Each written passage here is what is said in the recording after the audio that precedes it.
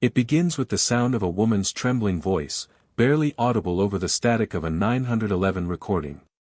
There's another house under my house," she whispers. Her breath is ragged, the kind that catches between panic and disbelief. The dispatcher tries to calm her, asking for her name, her address, her situation. But the woman, Emily, keeps repeating the same sentence, as if it's the only truth she can still hold on to. "It looks just like mine. Every room. Every wall. But older." The call cuts abruptly, leaving only silence. From there, the narration fades in, soft but heavy. It tells us this story began long before that phone call, long before Emily Rowan ever knew what lay beneath her feet. It began with an inheritance, and a warning that no one took seriously. The screen fills with grainy black and white photos of a rural Vermont landscape, dense woods, a lone farmhouse surrounded by frostbitten fields. The voiceover explains that the Rowan family property had stood on that land since 1898, passed through generations, each one leaving behind something, an object, a scar, a secret. Emily hadn't been back to the farmhouse since she was a child.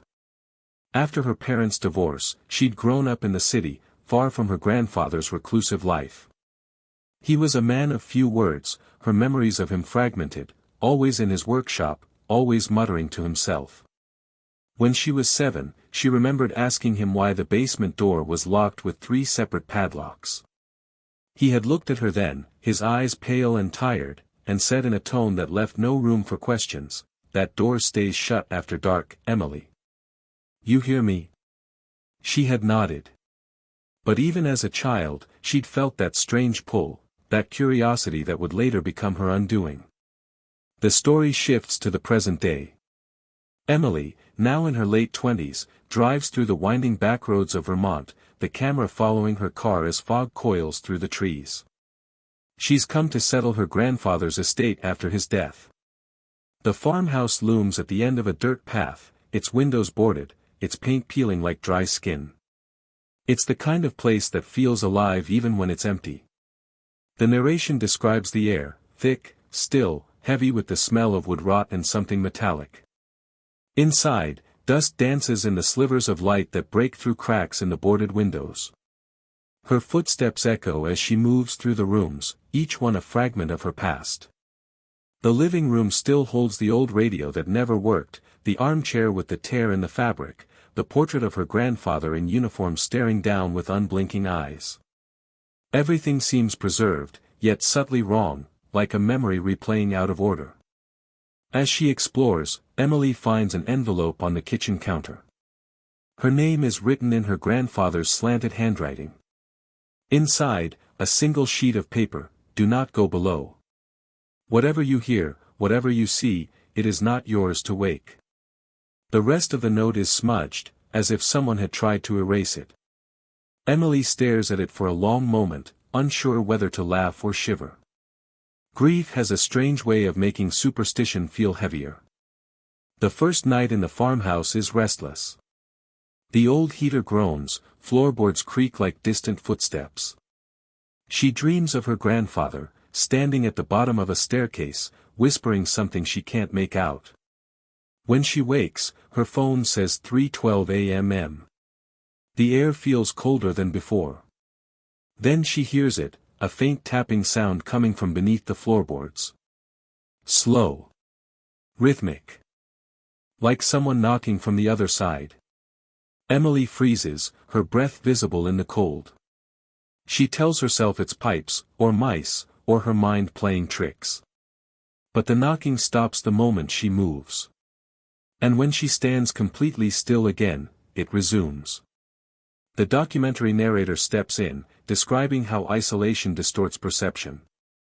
The farmhouse, untouched for years, becomes its own kind of echo chamber. Every sound carries weight. Every silence, meaning. Still, Emily tries to rationalize it. She convinces herself it's the old plumbing. She even records the sound on her phone, intending to play it back in the morning, but when she listens later, there's nothing. No knocking, no sound at all. Just a faint hum in the background, almost like breathing. Daylight offers little comfort. The locals in the nearby town recognize her last name immediately. At the small diner, an older waitress stiffens when Emily mentions the Rowan property. "That house should have been torn down years ago," she mutters. When Emily presses, the woman only says, "He built things down there no one was supposed to see." That night, Emily sits alone in the kitchen, reading through a stack of old letters she found in the attic. Most are mundane: bills, receipts, war correspondence. But one catches her attention, a letter dated 1962, addressed to her grandfather from a man she doesn't recognize. The letter talks about progress and containment and ends with a single chilling line: "Once the second foundation is sealed, burn everything." Thunder rolls outside as rain lashes against the windows. Emily feels something shift beneath the floorboards, a faint vibration, as though something large just moved below. Her flashlight flickers once, then steadies. She stares at the basement door across the hall. The padlocks are still there, rusted and ancient. But one of them is hanging open. The narrator lowers their voice, letting the moment breathe. The frame tightens on Emily's face, half curiosity, half fear. She steps closer to the door, running her fingers along the wood, feeling the cold air leaking through the cracks. For a second, it sounds like whispering, so faint she could almost believe it's wind. Then the screen cuts to black, and the final line of the section echoes in voiceover: "She never remembered unlocking that door. But somehow, it was waiting for her." Morning light seeps through the grime-caked windows of the Rowan farmhouse, staining the wooden floor with faint gold. The house looks different in daylight, less haunted and more hollow, like a shell abandoned long ago. Emily sits at the old dining table surrounded by paperwork, legal documents, property deeds, and letters from the estate lawyer. The narration sets a reflective tone. Inheritance, it says softly, isn't always wealth. Sometimes, it's a burden carved in wood and stone, built from someone else's secrets. Emily signs the final page transferring ownership of the property fully into her name. It feels symbolic, a moment of closure. But the silence that follows is heavy, suffocating almost, as if the house itself disapproves. She glances at the kitchen clock. It stopped again, just like last night, the hands frozen at 3:12 a.m. The next few days pass in a blur of work. She brings in a small renovation crew from town, 3 men who look like they've seen enough of old houses to know when to keep their questions to themselves. But even they seem uneasy here. On the first day, one of them, a bearded man named Jonah, refuses to go into the basement area. "Bad structure down there," he mutters, though he hasn't even seen it. "Feels off. Like the air's wrong." The narration cuts in with a subtle note of psychological tension. It's said that certain spaces absorb emotion, grief, rage, guilt. The Rowan farmhouse had decades to learn that language. Emily tries to ignore the strange atmosphere. She focuses on practical things: dusting shelves, cleaning windows, boxing up what she'll sell. Yet every object she touches feels oddly personal, as if her grandfather left traces of himself everywhere. In his bedroom, she finds a cracked mirror covered with a sheet. When she lifts it, the reflection seems delayed, half a second slower than it should be. She laughs nervously, telling herself it's just the lighting. There's something grounding about routine, but at night, routine dissolves. The noises return, sometimes faint, sometimes distinct. A chair scraping against the floor below. Footsteps pacing. Once, she hears what sounds like a man humming an old war tune, the same one her grandfather used to whistle when carving wood. Each time she investigates, the house is still. Empty. By the third night, the workers quit. Jonah shows up early in the morning to collect his tools. He tells Emily they found something strange in the crawlspace near the foundation: small bones. Probably animal, he says, but refuses to elaborate. He doesn't look her in the eye when he leaves. Emily stands on the porch after he drives off. The forest hums quietly, the air damp and cold. She feels alone in a way she hasn't since childhood. The narration weaves her inner monologue with memories, how she used to visit her grandfather during summer breaks, how he'd sit on the porch sharpening tools in silence. He'd tell her cryptic things that made no sense then. Some walls aren't meant to keep people out, Emily. They're meant to keep something in. The film cuts to an interview-style format, archival storytelling. A local historian explains that her grandfather, Arthur Rowan, was once a respected architect before the war changed him. After he came back, the man says, he built that house up from the bones of the old one. But he never submitted blueprints, never shared plans. Locals called it the mirror house because of how he designed it, every hallway reflecting another. Emily listens to that interview later on her laptop, the screen flickering in the dim kitchen. She looks around and realizes how the rooms seem to repeat, similar doorways, symmetrical corners, the same uneven creak from different floors. The symmetry feels deliberate, almost ritualistic. That night, a storm rolls in. Rain drums against the windows like restless fingers. Emily decides to go through her grandfather's study, the one room she's avoided until now. The door creaks open, revealing shelves filled with dusty ledgers, jars of screws, and dozens of small wooden carvings, each shaped like a miniature door. Some are painted black, others sealed shut with wax. A faint smell of oil and metal lingers in the air. On his desk sits a photograph in a cracked frame, a younger Arthur with a woman Emily doesn't recognize.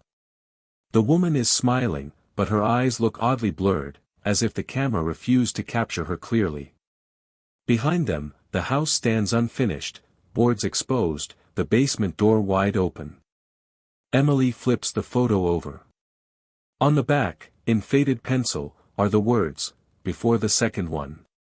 Her pulse quickens. She opens the drawers, searching for more clues.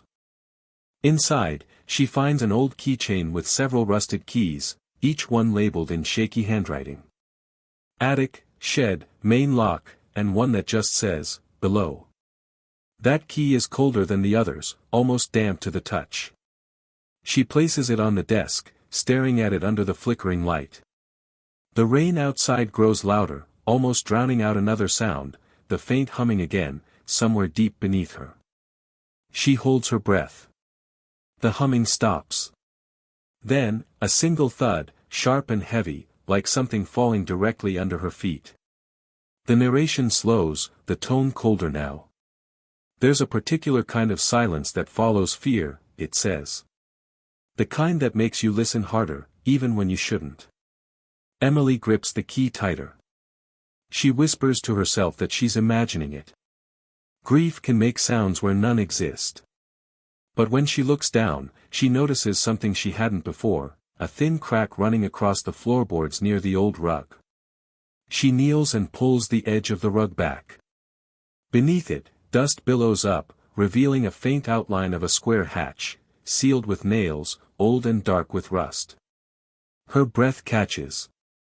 The camera lingers on her face as realization dawns. The house has two entrances to the basement, one visible, one hidden. The first locked for decades. The second, buried under her feet. Thunder shakes the glass. Emily steps back slowly, her hand trembling as she touches the floor. The key she found vibrates faintly in her palm, as if something below is calling it home.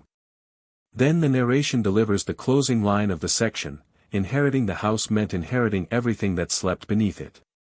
And some inheritances don't wait to be claimed, they reach up, and find you. By the fourth morning, the storm had passed, leaving the world outside washed and gray. Mist hung low over the trees, curling between the farmhouse walls like it was trying to seep inside. Emily moved through the rooms with heavy eyes, she hadn't slept more than an hour. The sound from the night before, the dull thud beneath the floorboards, kept replaying in her mind. Every time she closed her eyes, she could almost feel it, the vibration under her feet, the pulse of something buried. The narration eases in with that low, somber tone that seems to speak directly to the viewer. When sound becomes memory, it's no longer just heard, it's felt. And once it's felt, it doesn't leave. Emily spends the morning sorting through boxes, pretending to be busy. Anything to ignore the silence that followed her everywhere. The renovation crew had stopped answering her calls. The house was hers now, entirely hers, and the weight of that realization pressed down harder than the roof above her. In the late afternoon, she decides to explore the rest of the property. The shed out back is the first stop. Its hinges scream in protest as she forces the door open. Inside, she finds more of her grandfather's tools, saws, drills, jars of nails, but also something stranger, dozens of rolls of blueprints stacked against the far wall, all labeled with variations of the same word. Rowan House, Structure B. She unrolls one and studies it carefully. It's a floor plan of the farmhouse, nearly identical to the one she's standing in. Every room is perfectly drawn, every hallway precise. But there's one difference, a lower level beneath the basement. A network of corridors and chambers labeled only with numbers. At the bottom corner, her grandfather's handwriting, "Do not complete." The documentary voiceover cuts in with unease. There's a kind of madness that comes with creation, the compulsion to perfect something even when it should be left unfinished. Emily carries the blueprints back to the house and spreads them across the dining table. The ink is faded, some of it smeared, but the lines are unmistakable. She traces her finger over the section marked "Lower Foundation." That's where the second hatch would lead. As dusk settles, she decides to inspect the main basement door, the one that's been locked for decades. 2 of the 3 padlocks are corroded beyond use, the third hangs loosely from the latch, the same one she'd found open. She touches it and the metal flakes away beneath her fingers. The door creaks slightly, shifting on its hinges. For a moment, she just listens. The air on the other side feels colder, denser. Then it happens again, the sound. A faint rhythmic tapping, echoing from below. Not random. Deliberate. 3 taps, a pause, then 3 more. She steps back, her pulse quickening. The sound stops instantly, as if it's listening too. She turns on her phone's flashlight and points it at the narrow crack between the door and the frame. Nothing moves, but the light catches something, scratches, deep gouges etched into the wood near the bottom, as if someone had clawed at it from the other side. She stumbles backward, almost tripping over the rug. Her breathing grows shallow. It's then she notices something new, a faint smell wafting from the crack. Not rot. Not mold. Something chemical, sharp, like burnt metal or old machinery. Emily retreats to the kitchen, forcing herself to sit down. She pours a drink, her hands shaking. The narrator breaks in again, calm but chilling. Fear doesn't always scream. Sometimes it whispers in patterns, knocks in rhythm, breaths between walls. It asks a question, do you still want to know? After an hour, she convinces herself she imagined it. But the unease clings to her.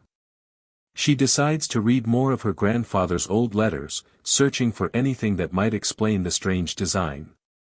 Most of them are dated between 1959 and 1963, written to a man named Dr. Hollis. The content grows increasingly frantic, references to containment protocols, acoustic reverberation anomalies, and something he calls substructure echo response. The letters end abruptly after one chilling line, "It's answering me now." She shuts the box, her breath hitching. The clock in the living room ticks unnaturally loud. Each second feels drawn out, amplified. Then she realizes, there's no clock in the living room. The sound is coming from the floor. Emily kneels slowly, pressing her ear to the wood. Beneath her, the steady tick-tick-tick continues, mechanical and deliberate. She follows the sound across the room until she's standing above that hidden hatch she'd found under the rug. She crouches down, brushing away the dust, revealing the faint outline again. This time, she sees tiny holes drilled in the wood, each filled with rusted nails. She pries one loose, it comes out too easily, like someone had already been there. The ticking stops. She waits, holding her breath. Then, just as she's about to stand, another sound rises, a low scrape, like metal dragging across stone. It echoes from deep below. She stumbles back, heart pounding. The house seems to breathe around her, walls groaning, floors tightening, wood settling like an exhale.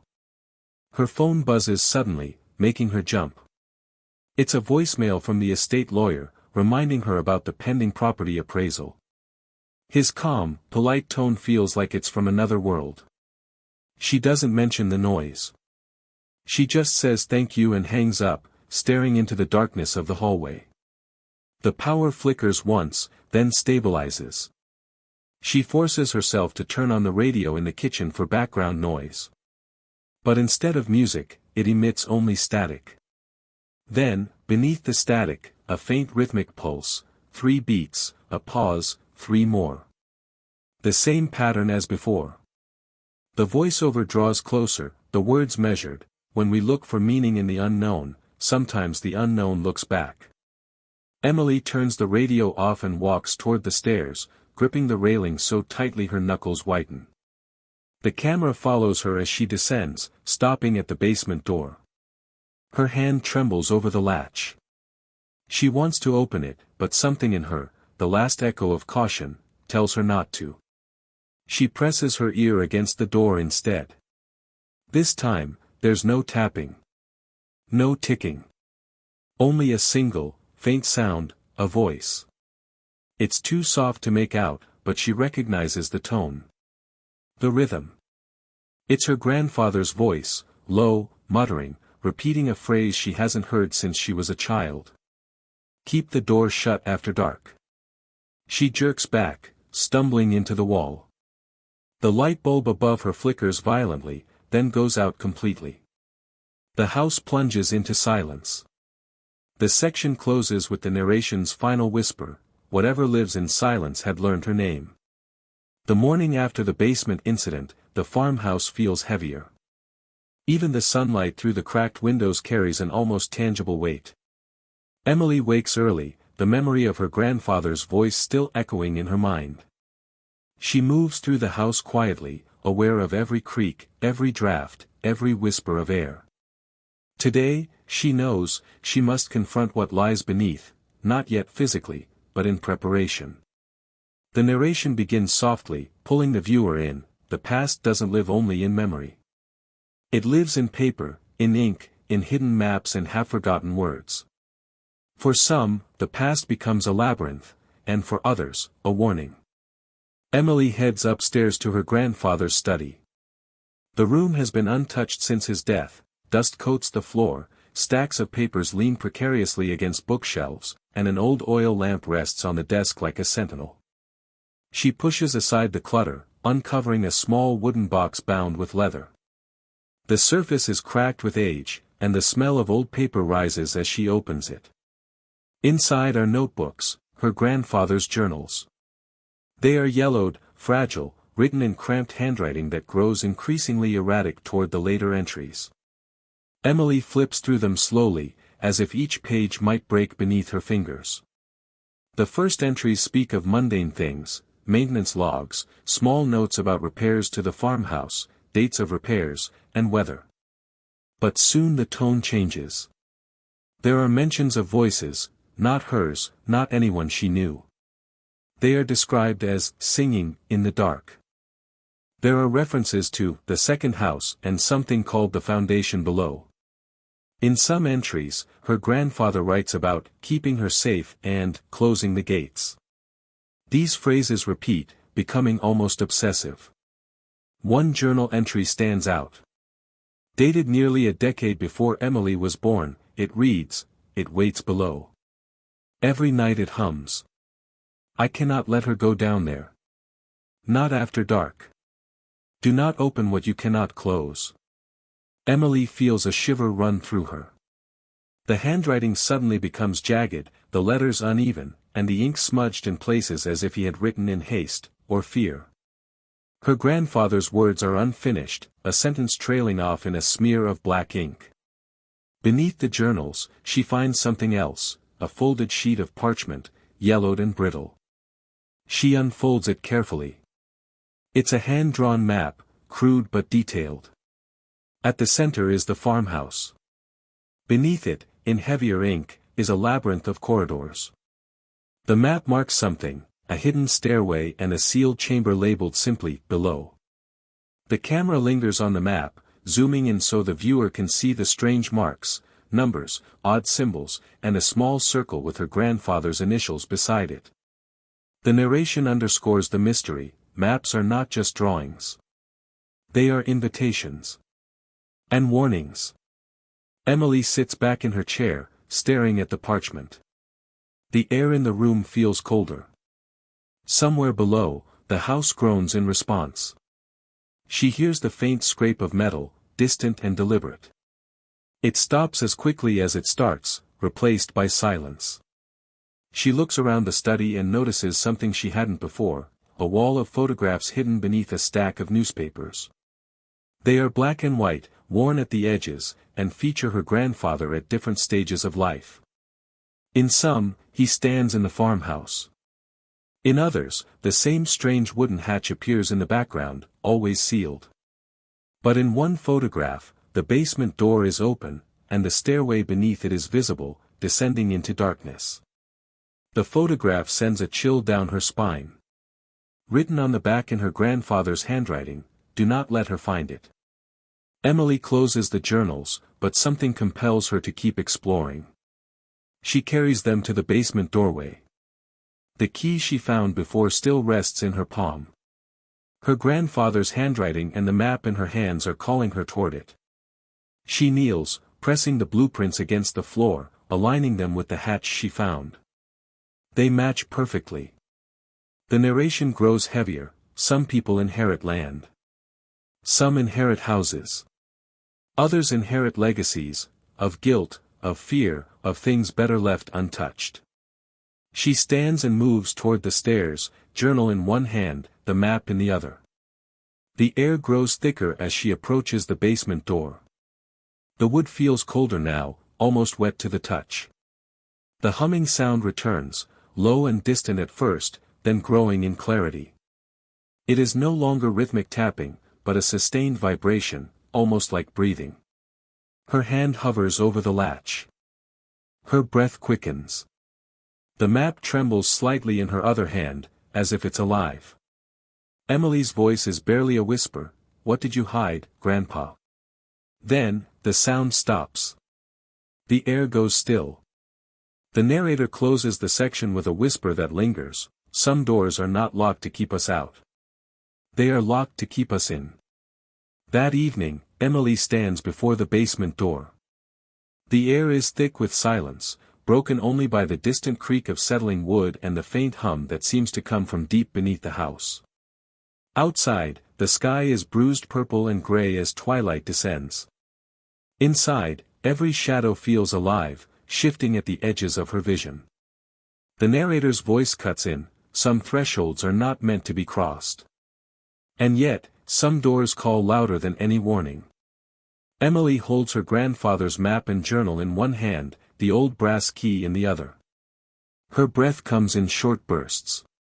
She turns the padlock with trembling fingers, the metal groaning and resisting before it finally yields.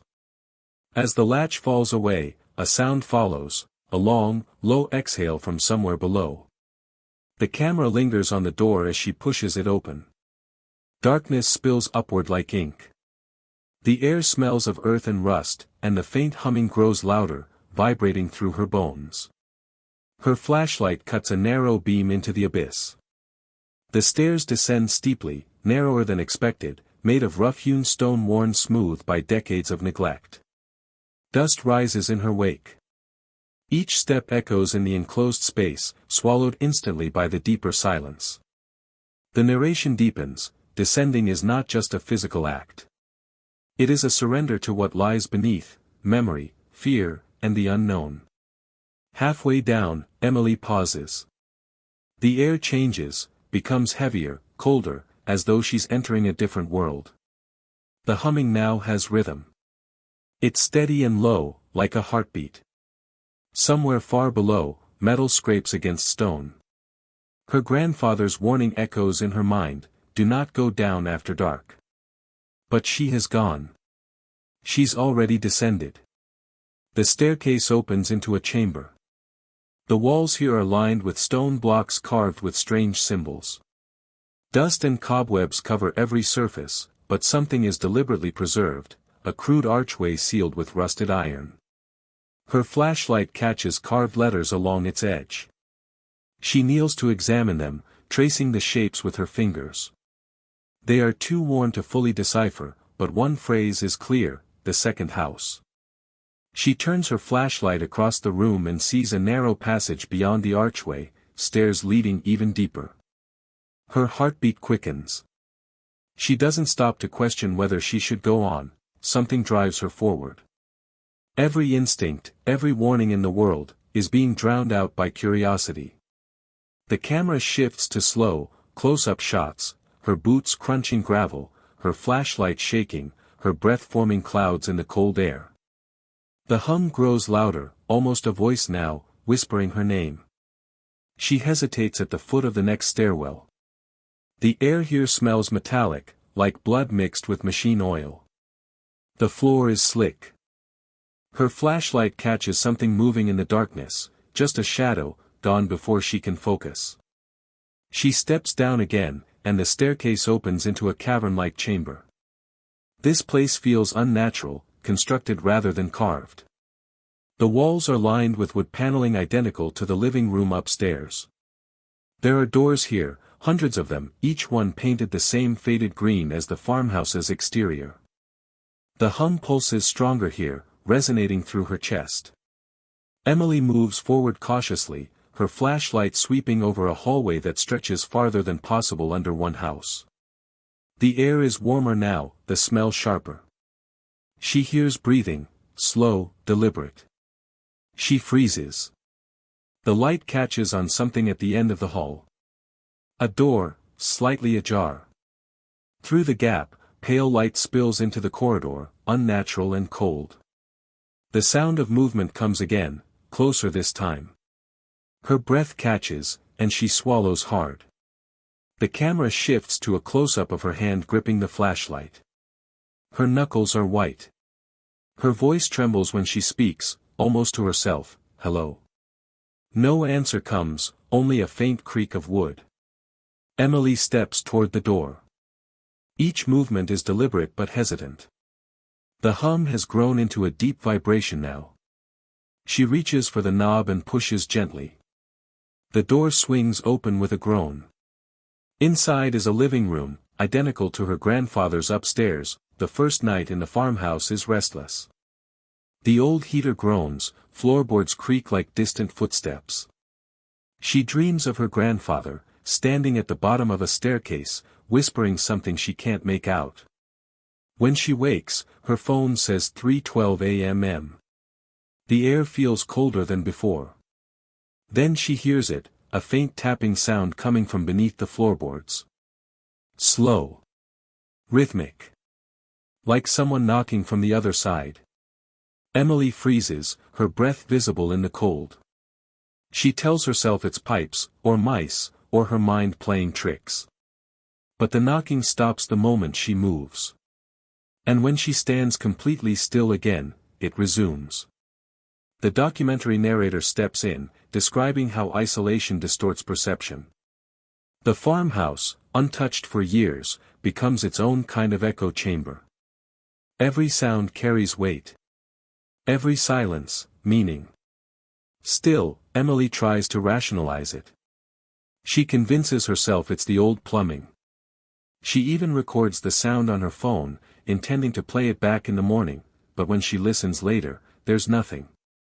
No knocking, no sound at all. Just a faint hum in the background, almost like breathing. Daylight offers little comfort. The locals in the nearby town recognize her last name immediately. At the small diner, an older waitress stiffens when Emily mentions the Rowan property. That house should have been torn down years ago, she mutters. When Emily presses, the woman only says, "He built things down there no one was supposed to see." That night, Emily sits alone in the kitchen, reading through a stack of old letters she found in the attic. Most are mundane: bills, receipts, war correspondence. But one catches her attention, a letter dated 1962, addressed to her grandfather from a man she doesn't recognize. The letter talks about progress and containment and ends with a single chilling line: once the second foundation is sealed, burn everything. Thunder rolls outside as rain lashes against the windows. Emily feels something shift beneath the floorboards, a faint vibration, as though something large just moved below. Her flashlight flickers once, then steadies. She stares at the basement door across the hall. The padlocks are still there, rusted and ancient. But one of them is hanging open. The narrator lowers their voice, letting the moment breathe. The frame tightens on Emily's face, half curiosity, half fear. She steps closer to the door, running her fingers along the wood, feeling the cold air leaking through the cracks. For a second, it sounds like whispering, so faint she could almost believe it's wind. Then the screen cuts to black, and the final line of the section echoes in voiceover: she never remembered unlocking that door. But somehow, it was waiting for her. The air smells of dust and old varnish. A faded armchair sits in the center, worn and threadbare, the fabric torn. A small wooden table stands nearby, on which rests a single object, a photograph. Emily picks it up and stares. It is of the farmhouse, taken decades ago. But in the photo, the basement door stands open, and a figure stands at the bottom of the stairs. The figure is her grandfather. But the date scribbled on the back is long before she was born. The narration draws out the tension: to descend is to cross into the memory of another life. But to stand at the bottom is to stand at the threshold of something no one should name. Emily hears breathing behind her. She turns sharply. There is nothing. Her flashlight flickers once, then steadies. She sets the photograph down on the table and steps deeper into the room. Her footfalls echo like whispers. At the far end of the room is another door, this one heavier, metallic, sealed tight. Her fingers find the key. The brass is cold, and the teeth of the lock feel wet to the touch. As she fits the key in and turns it, a sound rises from behind the door, a slow, unnatural groan. The camera closes in on Emily's face. Her expression is caught between terror and resolve. The narrator lowers their voice, drawing the audience in for a final moment before the section ends: the deeper we go, the more the line between what we seek and what seeks us disappears. And some doors, once opened, cannot be closed. The screen fades to black, leaving only the hum, a sound that now feels alive, waiting. The heavy metal door groans open on rusted hinges. Emily's flashlight spills into the darkness, cutting a swath of pale light across stone and wood. She steps inside slowly, each breath loud in the silence. The air here is different, still, stale, and almost sweet, like old paper left in a sealed chest. The humming is gone, replaced by something deeper, a low vibration that resonates in her chest. The narrator's voice emerges quietly: what lies below is never merely space. It is a world of its own. And some worlds were never meant to be found. Emily's light reveals a corridor. The walls are lined with wallpaper that curls at the edges, identical to wallpaper in her grandfather's house upstairs. The air smells of varnish and dust, of something organic and ancient. Her footsteps echo unnaturally. The passage opens into a vast chamber, and what she sees stops her breath. Before her is a house. A complete house. Not a room, not a replica, an entire dwelling, carved into the earth beneath her own. The ceiling arches high above her head, its beams dark with age. There are hallways, windows, doorframes, everything exactly like her farmhouse above. She steps forward, her flashlight scanning the details: a kitchen with a wooden table, chairs tucked neatly beneath it, a staircase leading to more rooms below, a living room with furniture worn by time. The narrator leans in, voice low and deliberate: the second house was not a copy. It was a mirror. A secret built beneath another secret. Emily walks through the front door of this underground house. The air is heavy here, almost breathing around her. She feels a strange vertigo, as if stepping between worlds. Every detail is unsettling, small differences that twist familiarity into something alien. The furniture is arranged exactly like upstairs, but worn more, the wood splintered and stained. The light here is dim, unnatural, and seems to come from no source. On a table in the living room sits a stack of photographs and papers, dust layered thick over them. She kneels to examine them. They are pictures of the Rowan farmhouse, her grandfather's farmhouse, taken decades apart, each image showing changes no one could explain. In some, the basement door stands open, even though it was sealed at the time. In others, there are figures blurred into the frame, shadowy shapes in human form. The air grows colder. Emily turns her flashlight toward the far end of the hall. A narrow doorway stands there, framed in warped wood. It is open, revealing another room. She steps inside. The floorboards creak beneath her weight, though the house feels perfectly still otherwise. Inside the room is a child's bedroom. A small bed stands against the far wall, the sheets yellowed and torn. Toys lie scattered on the floor, wooden figurines painted with faded detail. One toy is a miniature version of the house itself, the basement door carved and sealed. Emily picks it up, her fingertips brushing over the smooth wood. The moment she touches it, the air seems to change, growing heavier, almost breathing around her. She sets the toy down and looks around. Footprints mar the dust, small, bare footprints. They are not hers. They lead from the bed toward another hallway. The narrator's voice grows tense, footprints in dust are echoes of those who once walked here. And some footsteps never fade. Emily follows them. The hallway stretches endlessly, door after door on either side, each painted the same faded green as the farmhouse above. She tries to open them, but all are locked except one. Inside is another living room, identical in every detail, same armchair, same cracked mirror, same portrait of her grandfather. But here, the mirror reflects something different. Behind her, in the reflection, is a doorway she doesn't see in reality. Her breath catches. She spins around. The doorway is gone. The air grows colder still. She hears it then, a faint humming, deep and slow. Not mechanical now, but something alive. Something breathing. Emily moves deeper into the second house, her flashlight scanning walls that seem to pulse faintly in the dark.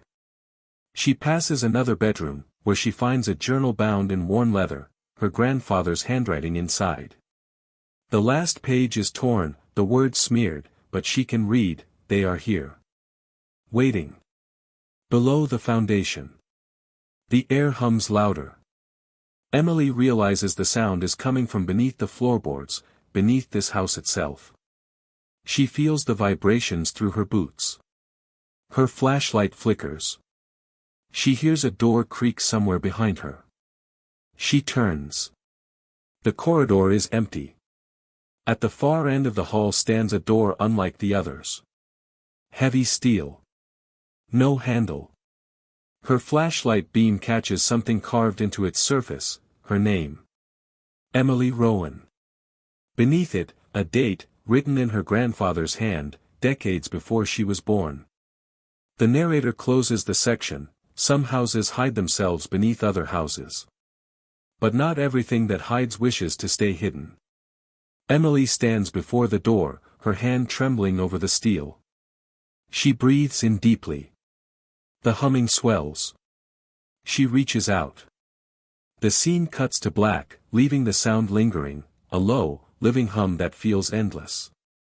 The air in the second house is heavier than before, as if it has grown aware of Emily's presence. Every step she takes echoes unnaturally, swallowed by silence in a way that makes her skin crawl. The humming continues, soft at first, but now with a rhythm that feels deliberate, almost intelligent. The narrator's voice cuts through the tension. Some sounds are warnings.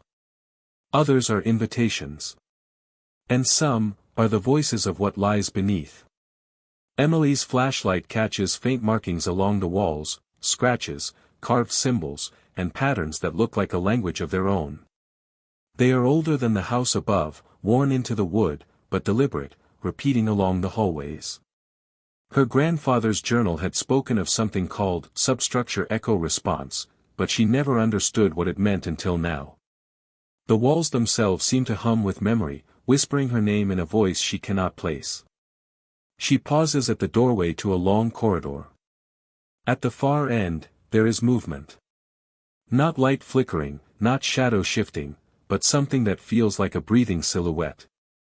Her flashlight beam cuts across the hallway, catching fragments of detail, doorways, mirrors, furniture that mirrors her own home. The air smells of rust and something organic. She steps forward cautiously. The corridor opens into a larger room, like a library, but underground. Rows of shelves carved directly from the stone walls are filled with books and ledgers bound in leather. The smell here is heavier, old ink, wood, and something darker. Emily approaches a shelf, brushing dust from a set of books. One falls open to a page filled with diagrams, symbols, and words in her grandfather's handwriting. The phrase repeats again, "They are listening." The narrator deepens the tension. To speak is to leave an echo. To listen is to invite what waits to speak back. Emily hears it then, a faint whisper, almost drowned by the sound of her own breathing. She stops. The whisper becomes clearer, forming words she cannot fully make out. She turns her flashlight toward the sound. It comes from behind a wall at the end of the library. The clock in the living room ticks unnaturally loud. Each second feels drawn out, amplified. Then she realizes, there's no clock in the living room. The sound is coming from the floor. Emily kneels slowly, pressing her ear to the wood. Beneath her, the steady tick-tick-tick continues, mechanical and deliberate. She follows the sound across the room until she's standing above that hidden hatch she'd found under the rug. She crouches down, brushing away the dust, revealing the faint outline again. This time, she sees tiny holes drilled in the wood, each filled with rusted nails. She pries one loose. It comes out too easily, like someone had already been there. The ticking stops. She waits, holding her breath. Then, just as she's about to stand, another sound rises, a low scrape, like metal dragging across stone. It echoes from deep below. She stumbles back, heart pounding. The house seems to breathe around her, walls groaning, floors tightening, wood settling like an exhale. Her phone buzzes suddenly, making her jump. It's a voicemail from the estate lawyer, reminding her about the pending property appraisal. His calm, polite tone feels like it's from another world. She doesn't mention the noise. She just says thank you and hangs up, staring into the darkness of the hallway. The power flickers once, then stabilizes. She forces herself to turn on the radio in the kitchen for background noise. But instead of music, it emits only static. Then, beneath the static, a faint rhythmic pulse, 3 beats, a pause, 3 more. The same pattern as before. The voiceover draws closer, the words measured. When we look for meaning in the unknown, sometimes the unknown looks back. Emily turns the radio off and walks toward the stairs, gripping the railing so tightly her knuckles whiten. The camera follows her as she descends, stopping at the basement door. Her hand trembles over the latch. She wants to open it, but something in her, the last echo of caution, tells her not to. She presses her ear against the door instead. This time, there's no tapping. No ticking. Only a single, faint sound, a voice. It's too soft to make out, but she recognizes the tone. The rhythm. It's her grandfather's voice, low, muttering, repeating a phrase she hasn't heard since she was a child. Keep the door shut after dark. She jerks back, stumbling into the wall. The light bulb above her flickers violently, then goes out completely. The house plunges into silence. The section closes with the narration's final whisper, "Whatever lives in silence had learned her name." There's a faint crack in the stone, a seam too perfect to be natural. She presses her hand against it. The vibration beneath her fingertips is unmistakable, something alive is moving behind it. Her breath quickens. She glances at the map in her hand, the one her grandfather drew years ago. It marks this place. Beneath the library, in the deepest section, is a chamber labeled simply, "The Heart." The handwriting beside it matches the symbols she has seen along the walls. Emily moves toward the crack, her footsteps slow and deliberate. The humming grows louder. It is not a sound now, it is a pulse, beating in sync with something deep inside her. Her grandfather's voice echoes in her memory, "Some doors cannot be closed once opened." She hears more whispers now. They are faint but layered, different tones, some male, some female, some too distorted to identify. They speak in a language she doesn't recognize, but the urgency is clear. Something is calling to her, guiding her deeper. Emily notices another door down the corridor, this one smaller, wooden, ancient. Carved into it is a spiral symbol, the same as the ones in her grandfather's journals. Her flashlight beam catches on a name etched into the wood, Mara. Her heart skips a beat. Mara was her grandmother's name. The woman her grandfather spoke of only rarely, always in hushed tones. She reaches for the door. The air grows colder still, as if the walls themselves are warning her. The humming swells, becoming a deep chant, resonating in her chest and skull. Emily hesitates. Her hand hovers over the handle.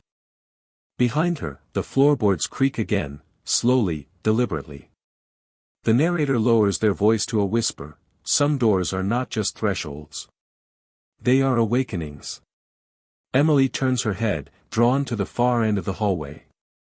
There, behind another door slightly ajar, she sees something impossible, another basement door, identical to the one upstairs, yet carved into stone. From it comes a soft glow, pale and shifting, and beneath it, the faintest sound of footsteps. She turns back to the wooden door in front of her. The key is still in her pocket, warm against her palm. Her breath is uneven. The air hums with a presence that feels close, so close she can no longer tell if it is inside her head or all around her. The section ends with the narrator's chilling words, "The deeper you go, the more the walls themselves remember. And some memories will never let you leave." The camera lingers on Emily's hand as it trembles toward the handle, and then fades to black, leaving only the low chant that now feels alive. Emily stands frozen in the hallway, her flashlight beam trembling as she stares at the wooden door etched with her grandmother's name, Mara. The air is dense now, heavy enough to taste, as though every breath she takes pulls her deeper into something ancient. The humming has grown into a low, constant vibration, filling the air around her. The narrator's voice cuts in softly, almost reverent, "Some places remember everything. The footsteps, the whispers, the ones who came before. They become chambers of echoes." Her hand hovers over the door handle. She can feel her heart pounding in rhythm with the vibration. Behind her, the faint glow from the stone basement door pulses gently, like a heartbeat. It draws her attention, pulling her gaze again and again. Emily takes a deep breath, and with trembling fingers, turns the handle. The door creaks open slowly, releasing a cold breath that seems to exhale from the earth itself. Inside is a chamber unlike anything she's seen, its walls are carved from stone, polished smooth as if shaped by hands, not nature. Strange symbols circle the room, glowing faintly in the dim light, casting shadows that shift with the humming. The clock in the living room ticks unnaturally loud. Each second feels drawn out, amplified. Then she realizes, there's no clock in the living room. The sound is coming from the floor. Emily kneels slowly, pressing her ear to the wood. Beneath her, the steady tick-tick-tick continues, mechanical and deliberate. She follows the sound across the room until she's standing above that hidden hatch she'd found under the rug. She crouches down, brushing away the dust, revealing the faint outline again. This time, she sees tiny holes drilled in the wood, each filled with rusted nails. She pries one loose, it comes out too easily, like someone had already been there. The ticking stops. She waits, holding her breath. Then, just as she's about to stand, another sound rises, a low scrape, like metal dragging across stone. It echoes from deep below. She stumbles back, heart pounding. The house seems to breathe around her, walls groaning, floors tightening, wood settling like an exhale. Her phone buzzes suddenly, making her jump. It's a voicemail from the estate lawyer, reminding her about the pending property appraisal. His calm, polite tone feels like it's from another world. She doesn't mention the noise. She just says thank you and hangs up, staring into the darkness of the hallway. The power flickers once, then stabilizes. She forces herself to turn on the radio in the kitchen for background noise. But instead of music, it emits only static. Then, beneath the static, a faint rhythmic pulse, 3 beats, a pause, 3 more. The same pattern as before. The voiceover draws closer, the words measured. When we look for meaning in the unknown, sometimes the unknown looks back. Emily turns the radio off and walks toward the stairs, gripping the railing so tightly her knuckles whiten. The camera follows her as she descends, stopping at the basement door. Her hand trembles over the latch. She wants to open it, but something in her, the last echo of caution, tells her not to. She presses her ear against the door instead. This time, there's no tapping. No ticking. Only a single, faint sound, a voice. It's too soft to make out, but she recognizes the tone. The rhythm. It's her grandfather's voice, low, muttering, repeating a phrase she hasn't heard since she was a child. Keep the door shut after dark. She jerks back, stumbling into the wall. The light bulb above her flickers violently, then goes out completely. The house plunges into silence. The section closes with the narration's final whisper, whatever lives in silence had learned her name. The air smells of old wood, iron, and something that reminds her of her grandfather's workshop. The narrator's voice deepens, this is no ordinary room. It is a heart carved into stone. A place where memory and reality blur. Emily steps inside, her boots echoing softly against the stone floor. At the center of the chamber is a large stone table, worn smooth, and on it rests a single object, a brass box, ornate with carvings identical to the symbols on the walls. Dust lies thick over it, but the metal gleams faintly as if alive. She approaches slowly, each step heavier than the last. Her flashlight flickers. The humming shifts, growing louder, almost speaking. She reaches out to touch the box. The moment her fingers graze the metal, the vibration stops entirely. Silence presses down so heavily that her own breathing sounds loud. Her grandfather's journal springs to her mind, they are listening. The heart will answer only when called. She opens the brass box carefully. Inside is another key, smaller than the first, with intricate carvings matching the spiral symbol from earlier. Alongside it lies a folded note written in her grandfather's hand, the ink faded but readable, the second house is the first of many.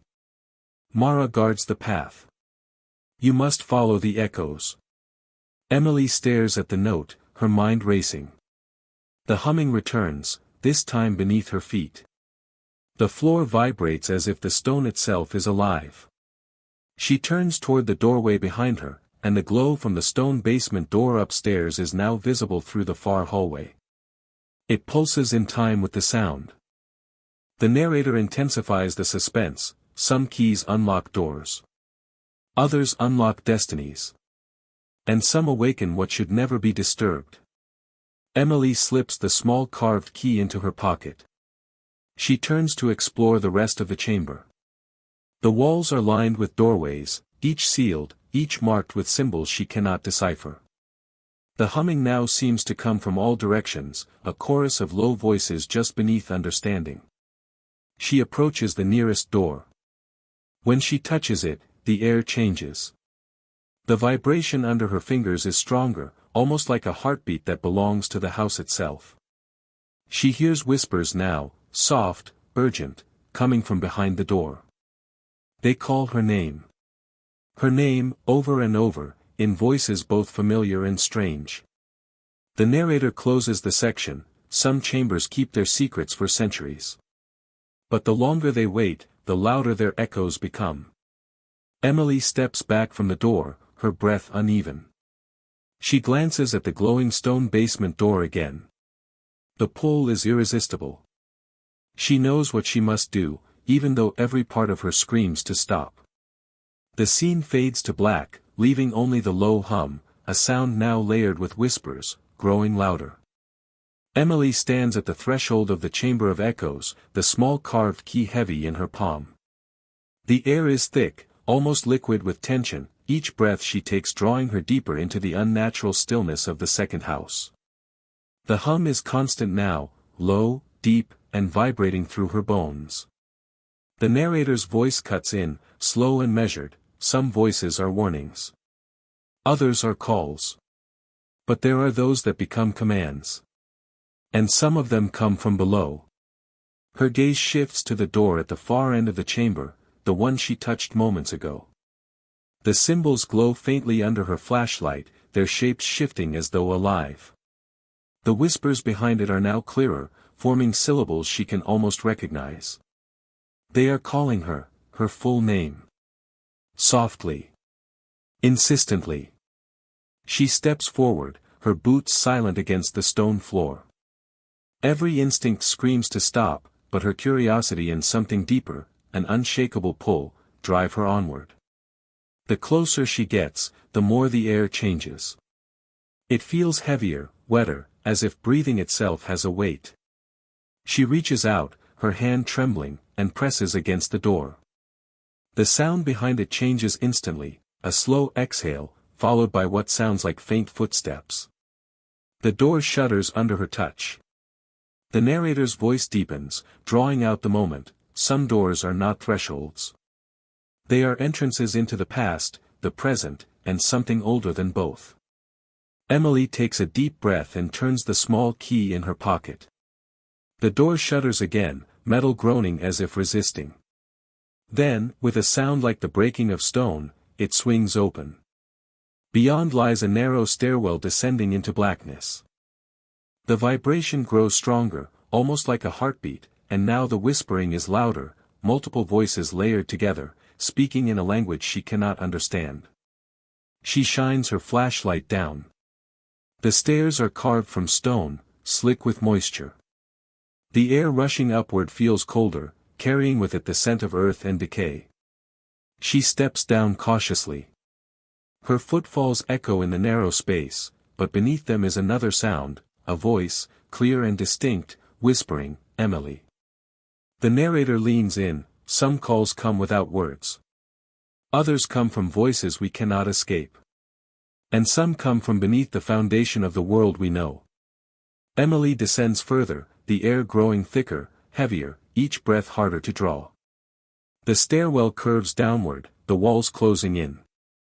The light from her flashlight catches glimpses of strange carvings along the stone, symbols like the ones in her grandfather's journals, spirals, runes, and faces frozen in expressionless agony. The hum has become a deep, steady pulse now. It is a sound she feels as much as hears, resonating in her chest, syncing with her heartbeat. She realizes she is not alone. From somewhere deep below, there is movement, something pacing, deliberate. The footsteps echo faintly, but they are not her own. At the bottom of the stairs, the stairwell opens into a vast chamber. The air here is wet, the ground slick with something she cannot identify. In the faint light, she sees the walls are covered in mirrors, hundreds of them, all reflecting her back in fragmented, unnatural ways. Her own reflection stares back at her, but there is something wrong. Her face is faintly older, her eyes darker. A voice emerges from the mirrors, her grandfather's voice, low and trembling, "Do not go further." But there is another voice too, softer, more insistent, calling her name again. Emily steps into the chamber. The mirrors seem to shift, rearranging themselves, reflecting not only her but parts of the second house she has never seen. A door appears before her, carved from black stone, with no handle, just a spiral symbol glowing faintly. The air hums with power. The narrator closes the section with a haunting note: "Some voices guide us. Others deceive us. But the one you answer will change you forever." Emily reaches for the black stone door. Her fingers tremble as she touches it. The whispering stops. The humming becomes a single, deep breath. She pushes, and the world falls into silence. Emily stands before the black stone door, her hand trembling as it hovers over the glowing spiral. The air here is thick with silence, so heavy it presses against her chest. The humming she has followed for hours has stopped, replaced by a stillness that feels alive, like the breath of something waiting. The narrator speaks slowly, deliberately: "Some doors are not made to be opened. They are made to be feared. But curiosity is stronger than fear." Her fingers graze the cold stone. The spiral pulses faintly under her touch, as though aware of her presence. For a moment, Emily considers turning back, retracing her steps up the stairwell. But the pull from beyond is irresistible. Her grandfather's words echo in her mind: "They are waiting for you below. Do not go." But you already have. With a deep breath, she pushes. The stone door moves with an unnatural ease, swinging inward without sound. Darkness swallows her. She steps through, and the air changes instantly, warmer now, but heavier, as though breathing itself has substance. A faint light glows ahead, casting long shadows that seem to stretch and sway. The narrator whispers: "Some thresholds are beginnings. Some are endings. And some are both." Emily enters a vast chamber unlike anything she has encountered. The walls are smooth and black, reflecting light as if they are liquid. The air hums again, but this time it is a layered chorus, voices speaking in a language that is both beautiful and wrong. The floor beneath her feet pulses faintly, as though the chamber itself is alive. She moves forward, drawn toward the light. It comes from a vast archway at the far end of the room, carved in the same spiral symbol. Beyond it lies a place that defies sense, a space that feels endless, a corridor stretching in impossible directions, lined with doorways that open into other places. Some show rooms she recognizes: her grandfather's study, the living room upstairs, the basement. Others are places she cannot name: corridors of stone, forests beneath glass domes, staircases spiraling into darkness. Her flashlight flickers. She hears breathing, many breaths, all around her. She steps toward one doorway, the air thick with something unspoken.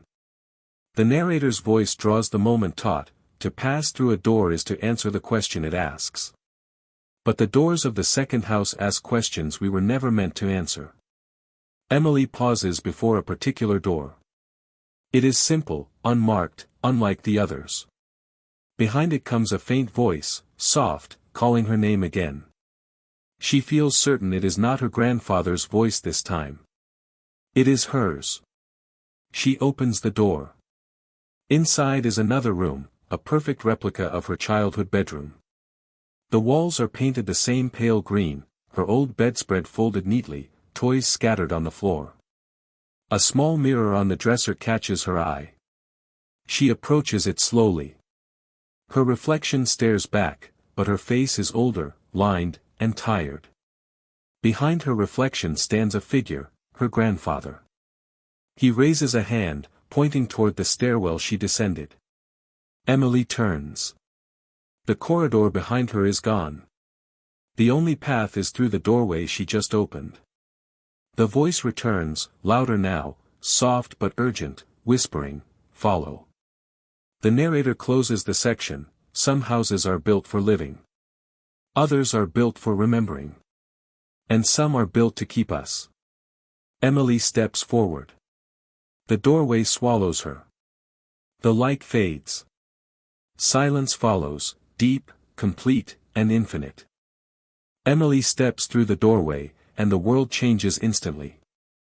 The air becomes heavier, warmer, and tinged with something ancient, something that smells of earth and rust and memory. The humming is gone now, replaced by silence so complete it feels like being underwater. The narrator's voice cuts in softly, almost reverently. Some journeys end in places.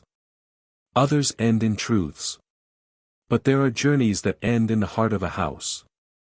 She finds herself in a vast, cathedral-like chamber. The walls are carved from living stone, pulsing faintly under her fingertips, and the air vibrates with an almost imperceptible hum. At the center of the chamber stands a circular dais, carved with symbols that match the spirals she has seen throughout the second house. On it rests a crystalline structure glowing faintly, a heart-shaped formation that radiates warmth and light. Emily approaches it slowly, the air growing heavier with every step. Her flashlight beam dances across carvings on the walls, scenes of figures walking down staircases, opening doors, descending into deeper darkness. Her grandfather's journals flood her mind. The heart is the foundation. The heart is the door. The heart is the warning. The narrator deepens the mystery. Some hearts beat to live. Others beat to remember. And some beat to keep something alive forever. Emily reaches toward the crystal. As her fingers touch it, the air around her hums again, softly at first, then rising into a chorus of voices. They are calling her name, but not in one voice. They are layered, fractured, some sounding like her grandfather, others like her own voice, and still others she cannot place. The crystal glows brighter. Symbols on the walls shift, forming shapes and runes she cannot comprehend. Her breath comes in short bursts. She feels something watching her, from behind the walls, from below, from inside her own mind. She hears her grandfather's voice again, clear, distinct, and full of warning. Do not take it. Do not open it. It is not yours. But the crystal pulses under her fingers as though calling her, as though it is waiting. The narrator draws the moment taut. Some choices are ours. Others are given to us. And some are taken before we even know we have made them. Emily's hand hesitates over the crystal. Behind her, the chamber walls begin to shift, doors opening into other rooms, staircases spiraling downward, corridors twisting impossibly. The air hums with voices now, louder, insistent. They speak in a language older than words, vibrating in her bones. The glow of the crystal grows until it fills the chamber. Emily feels a pull, a force drawing her toward it, stronger than fear, stronger than reason. The voices grow louder, overlapping, calling her forward. Her grandfather's face appears in her mind, pale and grave, whispering, "Once opened, there is no return." The narrator closes with weighty finality. Some houses keep their hearts hidden. Some hearts hide their houses. And some doors lead not to places, but to destinies. Emily closes her eyes, her hand trembling over the glowing crystal. She breathes in deeply, and then, pushes.